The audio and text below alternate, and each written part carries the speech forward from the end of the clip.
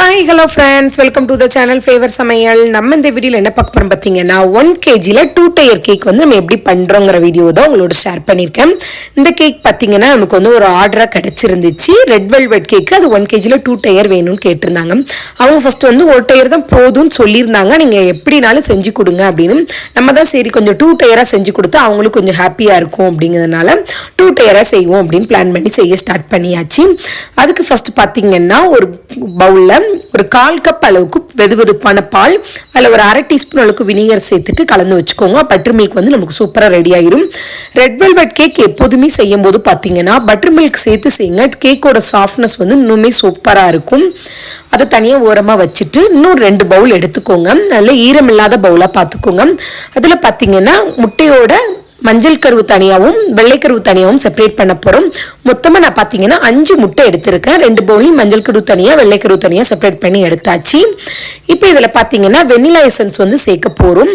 நான் பார்த்தீங்கன்னா 1/2 டீஸ்பூன் அளவுக்கு வெனிலா எசன்ஸ் சேர்த்துருக்கேன். 1/2 டீஸ்பூன் அளவுக்கு முட்டையோட வெள்ளைக்கருவிலையும் 1 டீஸ்பூன் அளவுக்கு முட்டையோட மஞ்சள் கருவிலையும் சேர்த்துருக்கேன். ஏன்னா முட்டையோட மஞ்சள் கருவில் தான் முட்டையோட வாடை வந்து ரொம்பவே தெரியும். அதனால் அதில் 1 டீஸ்பூனும் இதில் பார்த்தீங்கன்னா 1/2 டீஸ்பூனும் சேர்த்துருக்கேன். அப்புறம் முட்டையோட வெள்ளைக்கருவில் பார்த்தீங்கன்னா 1 சிட்டிகை அளவுக்கு உப்பு சேர்த்துருக்கேன். ஃபஸ்ட்டு முட்டையோட மஞ்சள் கருவை நம்ம ஸ்பூன் வச்சு லைட்டாக கலந்து வச்சுக்கோங்க. அடுத்து முட்டையோட வெள்ளைக்கருவை பார்த்தீங்கன்னா நல்லா பீட் பண்ணி எடுத்துக்கணும். நல்லா ஹை ஸ்பீடில் வச்சு நல்லா ஸ்டிஃபான பீக் வர வரைக்கும் நல்லா பீட் பண்ணி எடுத்துக்கோங்க.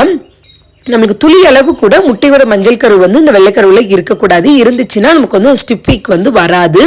அதனால் பார்த்து பொறுமையாக வந்து செப்பரேட் பண்ணி எடுத்துக்கோங்க.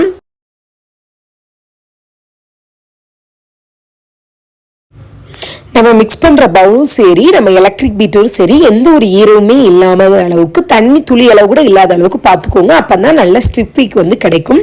இப்போ பார்த்தீங்கன்னா முட்டையோட வெள்ளைக்கரு வந்து நல்ல ஸ்டிப் பீக்கு நல்லா பீட் பண்ணி எடுத்தாச்சு. இப்போ இதில் 1 கப் அளவுக்கு பவுடர் பண்ண சர்க்கரை வந்து நான் சேர்க்குறேன். கொஞ்சம் கொஞ்சமாக சேர்த்து நல்லா பீட் பண்ணி எடுத்துக்கோங்க. இது 2 சேர்ந்து நம்ம க்ரீம் பதத்துக்கு கிடைக்கும். அந்த அளவுக்கு நல்லா பீட் பண்ணி எடுத்துக்கிடலாம்.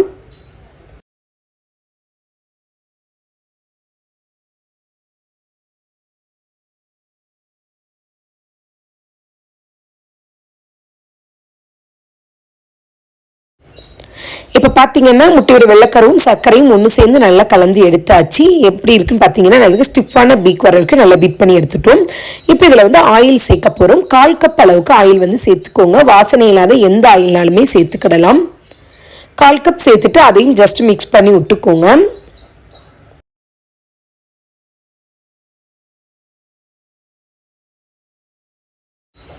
ஆயில் சேர்த்து நான் ஜஸ்ட் மிக்ஸ் பண்ணி விட்டதுக்கப்புறம் பார்த்தீங்கன்னா நம்ம மிக்ஸ் பண்ணி வச்சுருக்க முட்டையோட மஞ்சள் கருவை இப்போ இதில் சேர்த்துக்கிடலாம்.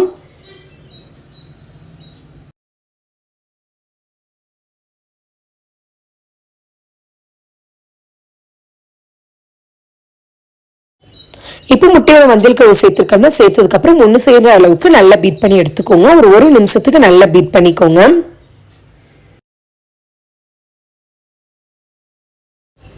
இப்போ பார்த்தீங்கன்னா முட்டையை சூப்பராக பீட் பண்ணி எடுத்துட்டோம். எலக்ட்ரிக் பீட்டருக்கு வேலையில் அதை தனியாக ஓரமாக எடுத்து வச்சுட்டு அடுத்து ஒரு பிளேட் எடுத்துகிட்டு ஒரு அரிப்பு வச்சுக்கோங்க. அதில் 1 கப் அளவுக்கு மைதா மாவு, 1 டீஸ்பூன் அளவுக்கு பேக்கிங் பவுடர், 1/2 டீஸ்பூன் அளவுக்கு பேக்கிங் சோடா சேர்த்துட்டு இது 2லேருந்து 3 டைம் வந்து நல்லா சளிச்சு சேர்த்துட்டு நல்லா மிக்ஸ் பண்ணி எடுத்துக்கோங்க.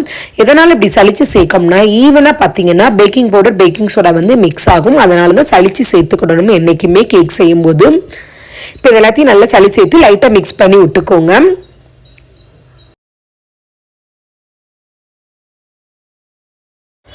இப்போ பார்த்தீங்கன்னா சூப்பராக பட்டர் மில்க்கும் ரெடி ஆகிருச்சு. இப்போ டேரெக்டாக நம்ம இதிலே பார்த்தீங்கன்னா ஃபுட் கலர் வந்து சேர்த்துக்கிடலாம். நான் அன்றைக்கி வந்து ராஸ்பெரி ரெட் கலர் வந்து எடுத்திருக்கிறேன். லிக்யூடு கலர் தான் அன்றைக்கி எடுத்திருக்கேன். நீங்கள் ஜெல் கலர் இருந்தால் கூட யூஸ் பண்ணிக்கோங்க. அதில் ஒரு 5லேருந்து ஒரு 6 ட்ராப்ஸ் அளவுக்கு சேர்த்துட்டு நல்லா மிக்ஸ் பண்ணிக்கோங்க. ஏன்னா நம்ம இப்படி சேர்த்து பட்டர் மில்கோடு சேர்த்து ஃபுட் கலர் சேர்த்து செய்யும் போது ஃபுட் கலர் வந்து எல்லா பக்கமுமே பேட்டரியில் ஈவனாக மிக்ஸ் ஆகி கிடச்சிரும். இப்போ ஃபஸ்ட்டு நம்ம அரிசி வச்சுருக்க மாவு வந்து கொஞ்சம் கொஞ்சமாக சேர்த்துட்டு கொஞ்சம் ஃபுட் கலர் நம்ம பட்டர் மில்க் வச்சுருக்கோம்ல அதையும் கொஞ்சம் சேர்த்துட்டு நல்லா கட் அண்ட் ஃபோல்டு மெத்தடில் மிக்ஸ் பண்ணி எடுத்துக்கோங்க. பேட்டர் பார்த்தீங்கன்னா ஸ்லோவாக மிக்ஸ் பண்ணிக்கோங்க. ரொம்ப ஸ்பீடாக மிக்ஸ் பண்ணிங்கன்னா அப்புறம் கேக்கோட ஸ்பான்சினஸ் போய் கேக் வந்து ஹார்டான மாதிரி ஆயிரும். அதனால் ஸ்லோவாக மிக்ஸ் பண்ணி எடுத்துக்கோங்க.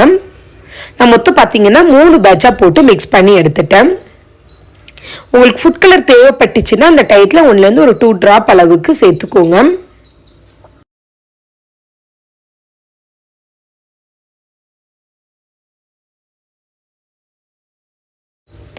இப்போ பார்த்தீங்கன்னா கேக்கோட பேட்டர் வந்து சூப்பராக ரெடி பண்ணி எடுத்தாச்சு. இப்போ டின்னுக்கு மாற்றிடலாம். நான் இன்னைக்கு பார்த்தீங்கன்னா 8 இன்ச் அளவுக்கு கேக் டின்னும் அப்புறம் 6 இன்ச் அளவுக்கு கேக் டின்னும் எடுத்திருக்கேன். நம்ம இன்னைக்கு வந்து 2 டயராக செய்ய போகிறோம்.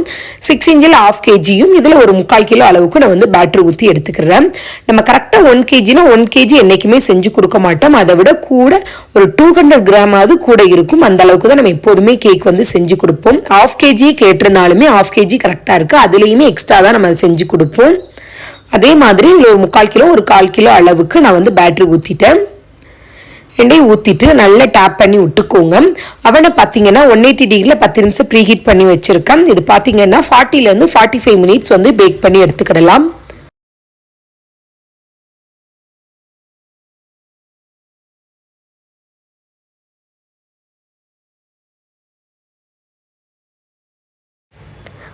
இப்போ பார்த்தீங்கன்னா ஒரு 45 மினிட்ஸ் கழிச்சு பார்த்தீங்கன்னா சூப்பராக வந்து கேக் வந்து பேக் ஆகி கிடச்சிருச்சு. இதை நல்லா கூல் டவுன் பண்ண வச்சுருவோம். நல்லா ஆறுனதுக்கப்புறம் பார்த்தீங்கன்னா 3 ஸ்லைஸாக நம்ம கட் பண்ணி எடுத்துக்கிடலாம். கேக் பார்த்தீங்கன்னா எந்த அளவுக்கு ஈவனாக பேக் ஆகிருக்குன்னு பாருங்கள். எனக்கு ஃபஸ்ட்லேருந்தே ட்ரை பண்ணும்போது ஒன்று உள்ளே அமிங்கிரும், இல்லைன்னா மேலே வந்து பொங்கி வந்துடும். என்னைக்கு வந்து கேக்கோட முட்டையோட வெள்ளைக்கருவு தனியும் மஞ்சக்கருவு தனியும் பீட் பண்ண ஆரம்பிச்சணும், அதுலேருந்து கேக்கோட லேயர் வந்து சூப்பராக பர்ஃபெக்டாக வந்துச்சு. அதனால் கண்டிப்பாக நீங்களாம் ஃபஸ்ட் டைம் ட்ரை பண்ணுறீங்கன்னா இந்த மெத்தடை ட்ரை பண்ணி பாருங்கள். கேக் ஃபஸ்ட் டைமே சூப்பராக வரும். இப்போ கேக்கோட ஸ்பாஞ்சை பார்த்தீங்கன்னா 3 லேயராக கட் பண்ணி எடுத்துட்டேன். 2 கேக்கோட ஸ்பாஞ்சையுமே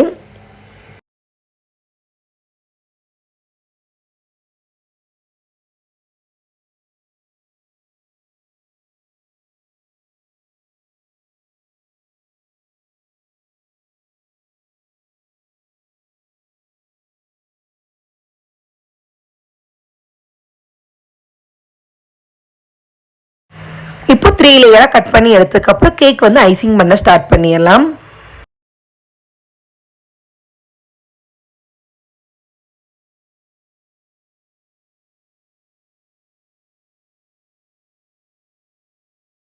ஃபஸ்ட்டு ஒரு டேன் டேபிள் எடுத்துச்சு அதில் கேக் போட்டு வச்சுக்கோங்க. ஃபஸ்ட்டு நம்ம பீட் பண்ணி வச்சுருக்க க்ரீம் வந்து அப்ளை பண்ணிக்கிடுவோம். ஏன்னா கேக் வந்து நகலாமல் இருக்கணும் அப்படிங்கிறதுக்காண்டி தான். வச்சதுக்கப்புறம் பார்த்தீங்கன்னா ஃபஸ்ட் லேயர் கேக் வச்சுக்கோங்க. வச்சுட்டு சுகர் சிரப் வந்து நல்லா சில்லுன்னு இருக்கிற மாதிரி பார்த்துக்கோங்க. நான் இன்றைக்கி சுகர் சிரப்போட அளவு பார்த்தீங்கன்னா 1/2 கப் அளவுக்கு சுகரும் 3/4 கப் அளவுக்கு தண்ணியும் சேர்த்துருக்கேன். சேர்த்து நல்லா கலந்து ஃப்ரிட்ஜில் ஒரு 1/2 அன் ஹவர் வச்சு எடுத்துட்டேன். இப்போ சுகர் சிரப்பால் கேக்கை ஃபுல்லாக நல்லா நனைச்சி விட்டாச்சு. அடுத்து நம்ம பீட் பண்ணி வச்சுருக்க க்ரீமை அடுத்த லேயர் வச்சுக்கிடலாம். அடுத்து 2வது லேயர் கேக்கும் இதே மாதிரி வச்சுட்டு சுகர் சிரப்பால் நல்லா கேக் நினச்சிட்டு அதுக்கப்புறம் க்ரீம் வச்சு 3 லேயருமே இதே மாதிரி ரெடி பண்ணி க்ரம் கோட் கொடுத்து எடுத்துக்கிடுவோம்.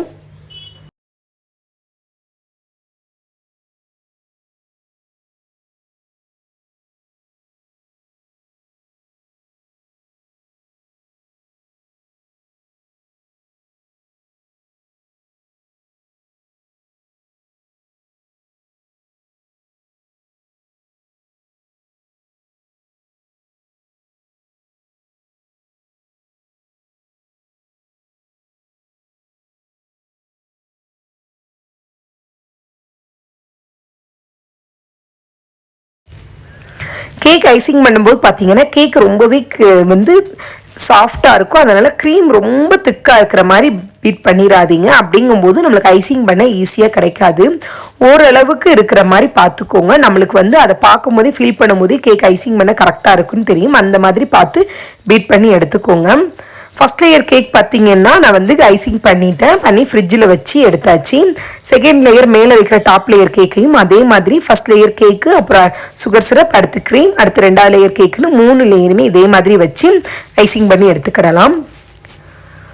2 லேயருமே பார்த்தீங்கன்னா சூப்பராக ஐசிங் பண்ணி எடுத்தாச்சு. இதுக்கப்புறம் டேக் பண்ணுற வீடியோ வந்து வீடியோ கிளிப்பிங் வந்து மிஸ் ஆகிருச்சு. அதனால் கேக்லாம் ரெடி பண்ணி சூப்பராக முடித்த வீடியோவை தான் உங்களோட ஷேர் பண்ணியிருக்கிறேன்.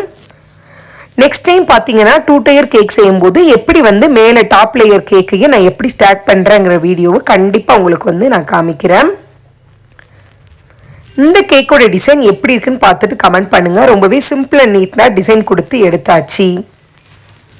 இந்த வீடியோ உங்களுக்கு ரொம்ப பிடிச்சிருந்துச்சுன்னா உங்கள் ஃப்ரெண்ட்ஸ் அண்ட் ஃபேமிலியோட ஷேர் பண்ணிக்கோங்க. மறக்காமல் ஃப்ளேவர் சமையலை சப்ஸ்கிரைப் பண்ணிக்கோங்க.